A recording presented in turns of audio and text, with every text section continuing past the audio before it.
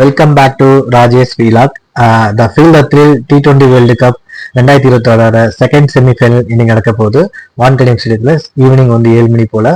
இந்த மேட்ச் பார்த்தீங்கன்னா இந்தியாவுக்கும் இங்கிலாந்துக்கும் இடையில நடக்க போகுது.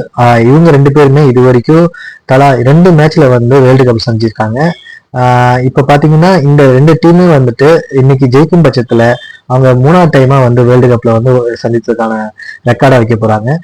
இவங்க 2 பேருமே பாத்தீங்கன்னா இது வரைக்கும் ஒரு டைம் வின் பண்ணியிருக்காங்க. இன்னைக்கு வான்கடை வைக்க போது இதுல யார் வின் பண்ண போறாங்க தெரிய போகுது. இந்த மேட்சை பொறுத்த வரைக்கும் ரொம்ப ஹை ஸ்கோர் மேட்சா தான் இருக்கும். கண்டிப்பா ஒரு 210+ ஸ்கோர் போடுற வாய்ப்புகள் இருக்கு. செகண்ட் ஹாஃப் பாத்தீங்கன்னா 170 வரைக்கும் அவங்க சேஸ் பண்ணலாம். இதுதான் என்னோட கணிப்பு. இந்த கிரவுண்டை பொறுத்த வரைக்கும் அவங்க வெஸ்ட் இண்டீஸ்க்கு ஜிம்பாபேக்கும் எந்த கிரவுண்ட் கொடுத்தாங்களோ அதே கிரவுண்டை தான் இன்னைக்கு கொடுக்க போறாங்க. ஸோ இந்த கிரவுண்ட்ல minimum economic rate of bowling பார்த்தீங்கன்னா 9.86 இருக்கு. ஸோ அதனால ஒரு ஓவருக்கு தலா 15 to 12 ரன்னுக்குள்ள ஒவ்வொரு பவுலர்ஸும் ஸ்கோர் கொடுக்க போறாங்க. அதே மாதிரி இந்த கிரவுண்ட் பார்த்தீங்கன்னா ஒரு பேசருக்காக உகந்த கிரவுண்ட் சொல்லலாம். செகண்ட் ஹாஃப்ல ஒரு 15 ஓவருக்கு அப்புறமேட்டு வந்தீங்கன்னா உங்களுக்கு டியூ இருக்க பட்சத்துல கண்டிப்பா ஸ்பின்னர்ஸ்க்கு கொஞ்சம் ஹெல்ப் பண்ணும். ஸோ டாப் 20 சீரீஸ்ல இந்த 2020 சீரீஸ்ல யாரெல்லாம் MVP பிளேஸ் இந்தியாவில் பார்த்துடலாம். இந்த வென்யூ பார்த்தீங்கன்னா ஆல்ரெடி நான் இந்தியாவை சப்போர்ட் பண்ண சொல்லுவேன். ஏன்னா இது ஹோம் கிரவுண்ட் பிளஸ் ஆடியன்ஸோட சப்போர்ட்டோட இன்னைக்கு இந்தியா வெற்றி பெறும்னு சொல்லலாம். ஸோ இன்னைக்கு வெற்றி பெறும் பட்சத்துல இந்த கீ பிளேஸ்ல யாரும் பார்த்தீங்கன்னா ஜஸ்பிரித் பும்ரா, சூரியகுமார் யாதவ், ஹார்திக் பாண்டியா, திலக் வர்மா, ஹர்ஷ்தீப் சிங், அப்புறம் அபிஷேக் சர்மா இவங்க இருக்கிறதுக்கான வாய்ப்புகள் அதிகமா இருக்கு. இஷான் கிஷன் இருந்தால் இருக்கலாம் அவர் விக்கெட் இல்லாத பட்சத்துல. பட் சஞ்சு சாம்சனுக்கு இன்னைக்கு வாய்ப்புகள் ரொம்ப கம்மியா சொல்லலாம்.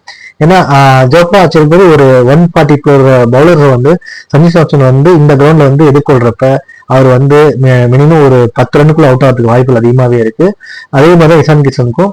ஸோ அவருக்கு என்னதான் எக்ஸ்பீரியன்ஸ் இருந்தாலுமே இந்த கிரவுண்டை பொறுத்த வரைக்கும் அவரோட பேட்டிங் பிளே கண்டிப்பா அதிகமா இருக்காது. ஒரு 30+ ஸ்கோர்க்குள்ள ஸ்கோர் பண்ணுவாரு. அதே மாதிரி அபிஷேக் சர்மா இந்த கிரவுண்ட்ல ஆல்ரெடி ரெக்கார்ட் வச்சிருக்காரு. அதே சேம் எகேன்ஸ்ட் இங்கிலாந்து கூட தான் 53 பால்ல 135 ரன் அடிச்சிருக்காரு. ஸோ அந்த ரெக்கார்டு இன்னைக்கு மறுபடியும் ரீடைன் பண்ணுவாராங்கிறது நம்ம எதிர்பார்க்கலாம். ஆனா அதுக்கான வாய்ப்புகள் கம்மியாவே இருக்குன்னு சொல்லலாம். ஏன்னா இப்போ கரண்ட் மேட்சஸ்ல பர்ஃபார்மன்ஸ் அந்த அளவுக்கு நல்லாவே இல்லை. இன்னைக்கு சூரியகுமார் எப்படி ஸ்டேஜ் மேட்ச்ல ஸ்டார்டிங்ல நல்லா விளையாண்டாரோ, ஃபர்ஸ்ட் மேட்ச்ல எப்படி விளையாண்டாரோ அதே மாதிரி இன்னைக்கு ஒரு பெரிய இம்பாக்ட் கொடுக்கறதுக்கான வாய்ப்பு அதிகமாகவே இருக்கு. அதே போலதான் திலக் வர்மா இது கன்சிஸ்டன்டா பாத்தீங்கன்னா 100+ ஸ்ட்ரைக் ரேட்ல வந்துட்டு இருக்காரு. ஹார்திக் பாண்டியாவும் அதே மாதிரிதான் எக்கனாமிக் பவுலிங்கும் போடுறாரு. அதே மாதிரி விக்கெட் பேட்டிங்கும் நல்லா பண்றாரு. ஸோ இந்த ஹைலைட் பண்ண பிளேயர்ஸ் தான் இன்னைக்கு விளையாட போறாங்க. மற்றபடி ரிங்கு சிங் செகண்ட் ஹாஃப்ல ஃபீல்டிங்ல வரதுக்கு வாய்ப்புகள் அதிகமாகவே இருக்கு. சிவன் டூபே ஓவர் போடும் பட்சத்துல ஒரு ஓவர் அடி விழுவும். மற்றபடி வருண் சக்கரவர்த்தியோட ஸ்பின் மிஸ்ட்ரி இங்க கை கொடுக்குமான்னு பாத்தீங்கன்னா கை கொடுக்காதுன்னு சொல்லலாம். மினிமம் ஒரு விக்கெட் எடுக்கலாம். பட் ஆனா அவரோட ஓவர் நல்லாவே அடி விழுவும். ஏன்னா கடந்த எல்லா மேட்ச்லயும் பாத்தீங்கன்னா அவர் ஓவரை டார்கெட் பண்ண ஆரம்பிச்சிட்டாங்க. ஸோ அதனாலேயே இவரோட பவுலிங் பர்ஃபார்மன்ஸ் என்னதான் ஒரு விக்கெட் டேக்கரா 12 விக்கெட் எடுத்தாலுமே அவர்கிட்ட எக்கனாமிக்கா ரன் ரேட்ல ஒழுங்கா போடல ரீசன்ட் மேட்சஸ்ல. அது கண்டினியூ ஆகும்னு நினைக்கிறேன்.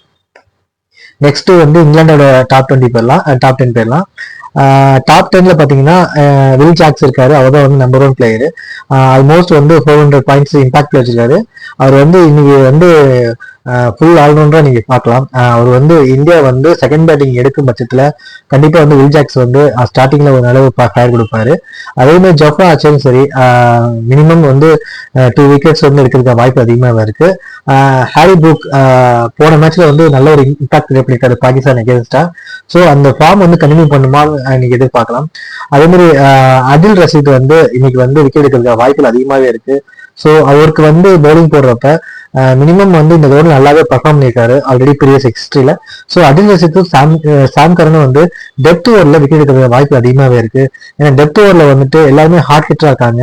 ஸோ அந்த டைம்ல மிஸ்ட்ரி பின்னரான அதில் ரஷீத் வந்தாங்கன்னா கண்டிப்பா சிவன் டூபே அப்புறம் ஹார்திக் பாண்டியா விக்கெட் எடுக்கிற வாய்ப்பு அதிகமாகவே இருக்கு. ஜெம்மி ஓட்டன் ரீசன்ட் மேட்சஸ் நல்லா பர்ஃபார்ம் பண்ணிட்டு வராரு. அவருக்கு ஸ்டார்ட் ஆர்டர்ல விக்கெட் எடுக்கிற வாய்ப்பு அதிகமாகவே இருக்கு. குறிப்பா பாத்தீங்கன்னா நம்மளோட டாப் 3 பிளேயர்ஸ் எடுக்கிறதுக்கு வாய்ப்பு அதிகமாக இருக்கு. இவங்க பேட்டிங்கை பொறுத்த வரைக்கும் பில்சாட் வந்து நேற்று எப்படி ஒரு டிம் சஃபர்ட் வந்து ஒரு எக்ஸ்டர்னல் இன்னிங்ஸ் கொடுத்தாரோ அது மாதிரி பில்சாட் வந்து ஒரு எக்ஸ்டர்னல் இன்னிங்ஸ் கொடுக்குற வாய்ப்பு அதிகமாகவே இருக்கு. மற்றபடி பார்த்தீங்கன்னா ரேகான் அகமத் இந்த டீம்ல இடம்பெற வாய்ப்புகள் இல்லை. போன மேட்ச்ல வந்து அவரோட லாஸ்ட் ஒரு இன்னிங்ஸ் தான் வந்து அந்த மேட்ச் ஜெயிக்கிறதுக்கான வாய்ப்பு அதிகமான ஸ்கோர் கொடுத்தது. ஸோ அவருக்கு வந்து இந்த மேட்ச் வந்து இடம் இருந்தால் அவரோட பர்ஃபார்மன்ஸ் நல்லா இருக்கும். குறிப்பா பார்க்க போனா நம்ம ஜாஸ் பட்லர் வந்து ஒரு கொஸ்டின் மார்க் தான். இது வரைக்கும் நடந்திருக்க இந்த T20 சீரீஸ்ல கிட்டத்தட்ட ஒரு 7 மேட்ச்ல 5 மேட்ச்ல கன்சிக்யூட்டிவா வந்து இவர் வந்துட்டு ஒரு பவுண்டரி கூட அடிக்காம ஒரு ஹிஸ்டரி வச்சிருக்காரு. அதுவும் புது ரெக்கார்டு. ஸோ அதே மாதிரி அவர் வந்து மொத்தமே பார்த்தீங்கன்னா ஒரு 15 ரன் பக்கம் தான் அடிச்சிருக்காரு. ஸோ இந்த மாதிரி ஒரு ஹிஸ்டரி அவர் இங்கிலாந்து டீம்ல யாருமே இல்லை. ஸோ ஜாஸ் பட்லர் வந்து இந்த கிரவுண்ட்ல வந்து ஸ்பின்னர்ஸ்க்கு எகேன்ஸ்டா எப்படி விளையாடுறாங்க அப்படிங்கிறத நம்ம பார்க்கணும். ஏன்னா வந்து ஸ்டார்டிங்லேயே வந்து இந்தியா டீம் வந்து ஒரு ஸ்பின்னர்ஸ் போறதுக்கான வாய்ப்புகள் அதிகமாகவே இருக்கு. பும்ராவை பொறுத்த வரைக்கும் இவரை ஹேண்டில் பண்ணிடுவாரு. பட் ஆனால் ஸ்பின்னர்ஸ்க்கான எகேன்ஸ்டா இந்த கிரவுண்ட்ல வந்து எப்படி வருவது பார்க்கலாம். நெக்ஸ்ட் ஹெட் டு ஹெட் போயிடலாம். ஹெட் டு ஹெட் பொறுத்த வரைக்கும் டோட்டலா வந்து 29 மேட்ச் இருக்காங்க. இந்த 29 மேட்ச்ல வந்து பாத்தீங்கன்னா அப்பரண்டா பாத்தீங்கன்னா இந்தியா தான் இருக்காங்க. இங்கிலாந்து வந்து 12 மேட்ச் வின் பண்ணிருக்காங்க. T20 வேர்ல்டு கப் சீரிஸை பொறுத்த வரைக்கும் இந்தியா வந்து 3 டைம் வின் பண்ணிருக்காங்க. இங்கிலாந்து 2 டைம் தான் வின் பண்ணிருக்காங்க. ஃபர்ஸ்ட் ரேங்க்ல இருக்க இந்தியாவும் செகண்ட் ரேங்க்ல இருக்க இங்கிலாந்து தான் இப்ப போட்டியே. இந்த 2 பேருமே வந்து ஆல்ரெடி வந்து 2 டைம் செமிஃபைனல் வந்திருக்காங்க. ஸோ அது 2022 அப்போ வந்து இங்கிலாந்து ஜெயிச்சிருக்காங்க. மறுபடியும் 2024 மீட் பண்ணிருக்காங்க. அப்ப வந்து இந்தியா ஜெயிச்சிருக்காங்க. எப்பெல்லாம் இவங்க ஜெயிக்கிறாங்களோ அவங்க தான் வந்து வேர்ல்டு கப் வின் பண்ணிருக்காங்க. ஸோ இன்னைக்கான மேட்ச் வந்து யார் ஜெயிக்கிறாங்களோ அதை பொறுத்து தான் நியூசிலாந்து கூட மேட்ச் இருக்க போது. அந்த நியூசிலாந்து கூட மேட்ச் வந்து பாத்தீங்கன்னா ஆல்ரெடி வந்துட்டு நியூசிலாந்து வந்து குவாலிஃபை ஆனாலுமே ஃபைனலுக்கு. ஸோ அந்த நரேந்திர மோடி ஸ்டேடியத்துல வந்து அவங்களுக்கு ஒரு பெரிய ரெக்கார்டு கிடையாது. ஸோ அதன் காரணமாக கண்டிப்பா வந்து இன்னைக்கு ஜெயிக்கும் பட்சத்துல இந்தியா ஜெயிக்கும் பட்சத்துல செமிஃபைனல் வந்து ஃபைனல் போறப்ப கண்டிப்பா ஒரு நியூசிலாந்து வந்து ஒரு ஒரு ஈக்குவல் ஸ்கோர் மேட்ச் இருக்காது, ஒன் சைட் மேட்ச் தான் கண்டிப்பா இருக்கும். அந்த ஒன் சைட் மேட்ச்லயுமே வந்து இந்தியா வின் பண்றதுக்கான அதிக வாய்ப்பு இருக்கு.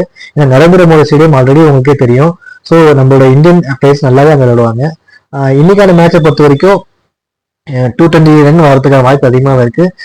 ஆவரேஜா பாத்தீங்கன்னா ஒவ்வொரு பவுலருமே வந்துட்டு 10+ எக்கனாமிக்ல வந்து பவுலிங் போடுவாங்க. ஸோ இந்த மேட்ச்க்கான ப்ரிடிக்ஷன்ஸ் பார்த்தீங்கன்னா ஆல்மோஸ்ட் சொல்லிட்டேன். இன்னைக்கான கீ பிளேயர்ஸ் வந்து நல்லா பர்ஃபார்ம் பண்ணுவான்னு எதிர்பார்க்குறேன். மீண்டும் உங்களை ஃபைனல் ரிவ்யூல வந்து சந்திக்கலாம். நன்றி, வணக்கம்.